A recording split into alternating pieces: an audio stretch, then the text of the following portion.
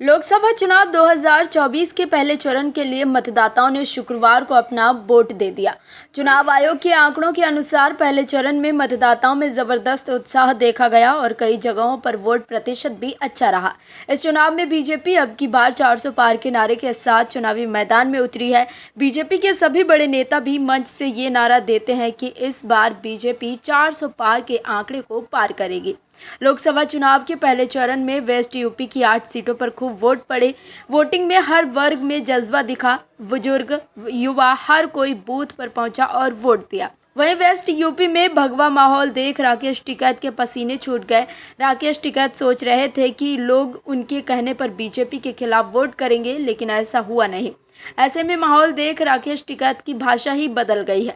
राकेश टिकैत एक ऐसा नाम है जो किसान नेता के रूप में विपक्ष के मोरे की तरह काम करते रहे हैं।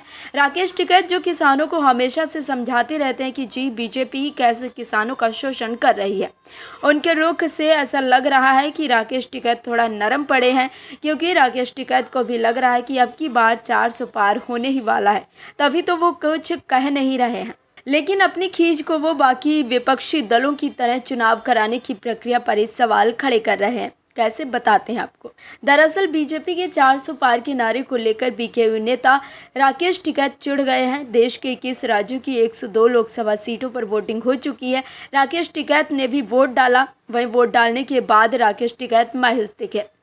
राकेश टिकैत के बयान से ऐसा लग रहा है जैसे उन्हें मालूम है कि बीजेपी के विपक्ष में जमकर वोटिंग हुई है, इसलिए राकेश टिकैत विपक्ष से ही चिढ़े दिखे। वोट डालने के बाद राकेश टिकैत ने कहा कि मुद्दों पर वोट नहीं, आंदोलन होते हैं। जब चुनाव लड़ने वाला ढीला चुनाव लड़ेंगे, खर्चा नहीं करेंगे तो कैसे लड़ेंगे? चूल्हा गरमाया ही नहीं। वहीं इससे पहले राकेश टिकैत ने सभी राजनीतिक दलों से किसानों का मोह भंग होने का दावा करते हुए कहा था कि लोगों को लोकसभा चुनाव में अपने विवेक का इस्तेमाल कर सही उम्मीदवार के लिए मतदान करना चाहिए।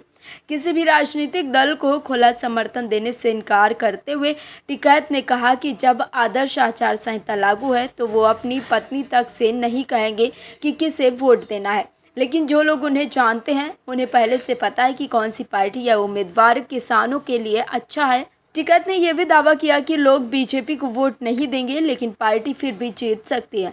उन्होंने चुनाव में धांधली होने का आरोप लगाया। टिकैत ने कहा कि किसान अपने विवेक से किसी को भी वोट दे सकते हैं, लेकिन उन्हें आंदोलन के साथ बने रहना चाहिए।